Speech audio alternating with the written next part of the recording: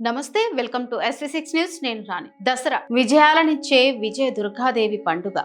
అమ్మవారు మహిషాసురుడిని సంహరించి లోకోపకారం చేసిన రోజు. పురాణాలు వాటి చారిత్రక సాంస్కృతిక ప్రాధాన్యతలను ఒక్కొక్కటిగా మాట్లాడుకుంటే దసరా మన అందరికీ ఎంతో స్పెషల్. ఈ పండుగ ఎందుకు ఇంత ప్రత్యేకమైనది, దీని వెనుక ఉన్న కథలు ఏమిటి, అవి తెలుసుకునే ముందు మీ అందరికీ దసరా శుభాకాంక్షలు. దశమి అంటే 10వ రోజు. అశ్వయుజ శుద్ధ దశమి రోజున జరుపుకునే ఈ పండుగ దసరా నవరాత్రుల ముగింపునకు సూచిక. ఈరోజు అధర్మంపై ధర్మం, అసత్యంపై సత్యం సాధించిన విజయానికి గుర్తు. దీని వెనుక 2 ప్రధాన పురాణ కథలు మన సంస్కృతిలో భాగమయ్యాయి. మొదటి కథ రామాయణం నుంచి. శ్రీరాముడు రాక్షసరాజు రావణాసురుడిని సంహరించిన రోజు ఈ దశమి. రావణుడు సీతమ్మను అపహరించినప్పుడు శ్రీరాముడు తన ధర్మ యుద్ధంలో రావణుడిని ఓడించి సీతమ్మను విడిపించారు. ఈ విజయం సత్యం, నీతి ఎల్లప్పుడూ గెలుస్తాయని మనకు గుర్తు చేస్తుంది. ఇక రెండవ కథ దేవి భాగవతం నుంచి.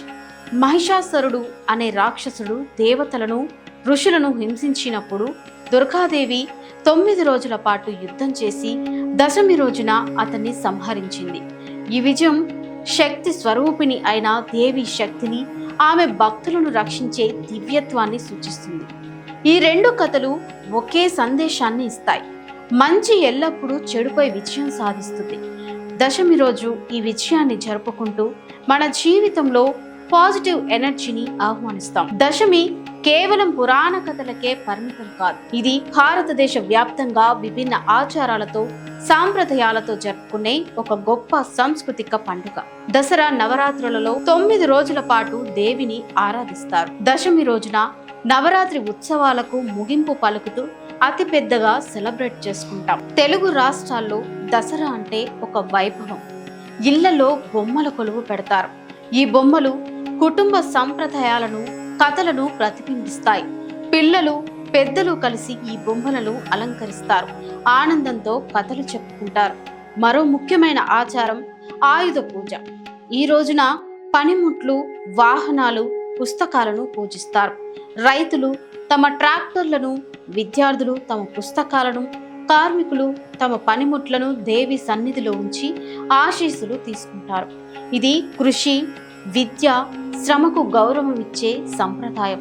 ఉత్తర భారతదేశంలో రామలీల నాటకాలు దసరా రోజున హైలైట్ గా నిలుస్తాయి. రావణుడిని రాముడు సంహరించిన సన్నివేశాన్ని రావణ దహనంతో చూపిస్తారు. ఈ దృశ్యం అధర్మంపై ధర్మం సాధించిన విజయాన్ని స్ఫూర్తిదాయకంగా చిత్రీకరిస్తుంది. ఈ రోజుల్లో దశమి కేవలం ఆచారాలకే పరిమితం కాదు. ఇది కుటుంబ బంధాలను బలోపేతం చేసే, సమాజంలో ఐక్యతను తీసుకొచ్చే పండుగ. ఈ రోజున కుటుంబ సభ్యులు ఒకచోట చేరి ఆనందంతో సమయం గడుపుతారు. దశమి మనలోని సానుకూల శక్తిని మేల్కొల్పుతుంది. ఇది మన జీవితంలోని అడ్డంకులను అధిగమించే ధైర్యాన్ని ఇస్తుంది. రాముడు లేదా దుర్గమ్మ వలె మనం కూడా మన జీవితంలోని రావణులను, అంటే అజ్ఞానం, భయం లేదా సందేహాలను జయించాలని ఈ పండుగ స్ఫూర్తినిస్తుంది. అంతేకాదు, దశమి ఒక కొత్త ప్రారంభాన్ని సూచిస్తుంది. చాలా మంది ఈ రోజున కొత్త వ్యాపారాలు, పనులు, చదువులను ప్రారంభిస్తారు. ఎందుకంటే ఈ రోజు శుభప్రదమైనదిగా భారతీయులు భావిస్తారు. విజయదశమి కేవలం ఒక పండుగ కాదు, ఇది ఒక సందేశం. ధర్మం, సత్యం, స్త్రీ శక్తి విజయాన్ని సూచించే రోజు. మనలోని ధైర్యాన్ని, విశ్వాసాన్ని పెంపొందిస్తుంది. ఈ దశమికి మీరు కూడా మీ జీవితంలో ఒక కొత్త అడుగు వేయండి. మీ లక్ష్యాలను సాధించే దిశగా ఒక సానుకూల మార్పు తీసుకురండి. ఈ దశమి మీ అందరికీ శాంతి, ఆనందం, విజయం కలగాలని కోరుకుంటూ అందరికీ దసరా శుభాకాంక్షలు.